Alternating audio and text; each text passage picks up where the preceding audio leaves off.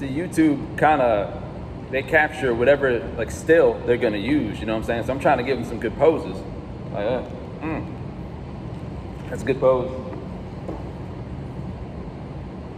Usually they have, like, my hands doing stuff like that, so it might be something like that.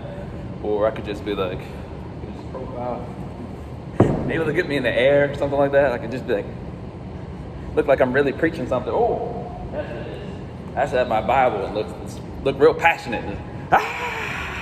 Fire and brimstone, baby. Anyway, people. One more pose. This could be just like worshipful. You know what I'm saying? Like doves. A lot of things with the hands. Maybe I come back here, touchdown. Okay, I'm ready now. Sorry. All the coffee. Okay. Here's what we're talking about today. Before I get into it, I'm not sure there's going to be a post next Sunday because we've got the retreat next weekend. And there's going to be a lot going on, so I don't know. Okay. So you know. Okay. The Bible, well, let me start here. There are people who have a lot of complaints, let's say about certain things that we might watch or listen to these days. There are people who are complaining, Christians who are complaining that something might be too dirty or something might be too risque, something might be too violent, all that kind of stuff. But if you look through the scriptures, the Bible's rated R. You know what I'm saying? It's got a lot of that stuff that we complain about in it. Now, I'm not saying that those people shouldn't be complaining in all instances. I'm simply pointing out that the Bible has a lot of stuff in it. All right? We take nudity, for example. Genesis, Adam and Eve, right? If we were recording Adam and Eve, they'd be naked, right? So that's going on. You've got murder in there with Cain and Abel. You got murder going on. You've got Moses. That scene, I'm thinking about it as a scene. Moses with there's something about foreskin getting cut and then thrown on the ground or something like that. I'm not making that up. There's something about that. That's just off the top of my head. I have to go look at that myself. But that's in there. It's definitely in there. Foreskin being cut and just thrown on the ground for some reason. There's all kinds of sacrifices, right? It's real bloody with animals and stuff. There are all the ways that the prophets were treated, tortured, and all the ways they've been just mutilated. You can read into that for yourself. I don't want to get into them because that, for a Sunday morning, that's too much. It's too much, all right? I'll kind of get to that in a second. So then you've got a lot of incest in the Bible. I remember I was reading Genesis, and I was surprised because I didn't remember all the incest that's in Genesis. And some of it God doesn't seem to really care about.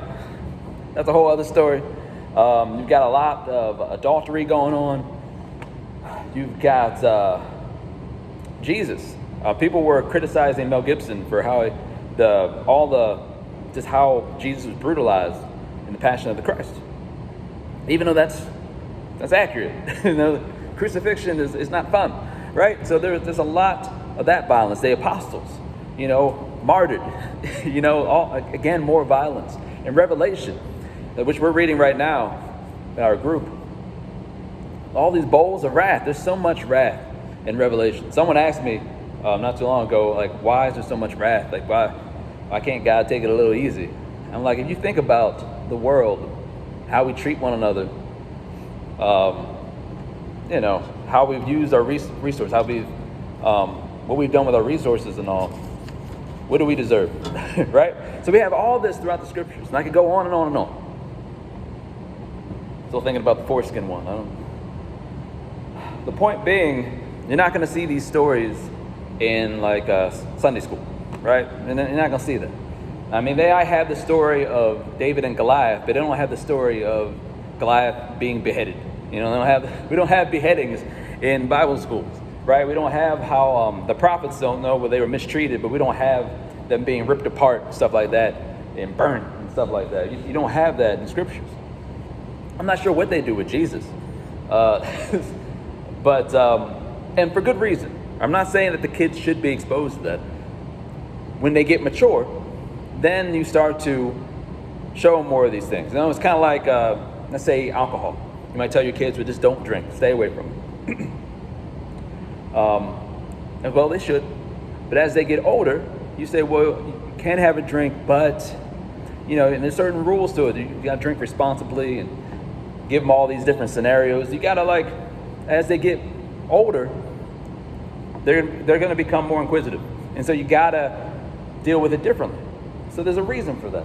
The problem is we as Christians, we're so sheltered sometimes from the darkness in the world, which is why it's in the Bible. The Bible's just being real.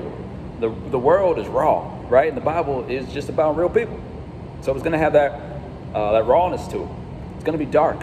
And the problem is if we're sheltered too much from that, you can't not appreciate, that's not the right word, but you won't be able to acknowledge the depths of darkness in the world. You've been too sheltered from it. And if you can't acknowledge and really understand the depths of darkness and sin, then you're not going to be able to really appreciate God's light and how he brings us out of it. And he gives us this whole new life in him. You see what I'm saying?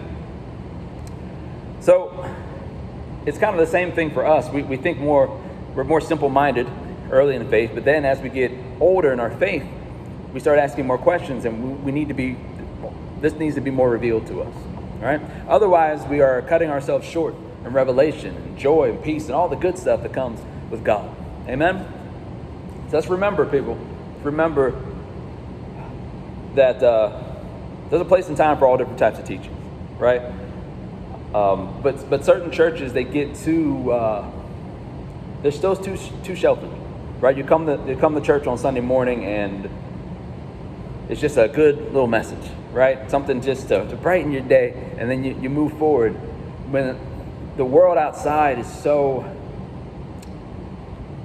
it can be just so depressing sometimes. And I'm not saying you need to come to church for a depressing message. That's not what I'm saying. I'm saying the opposite. I'm saying if you don't acknowledge how depressing the world can be, sometimes you can't get that real good stuff in the gospel. You know, when the times were real tough last year, times are still tough.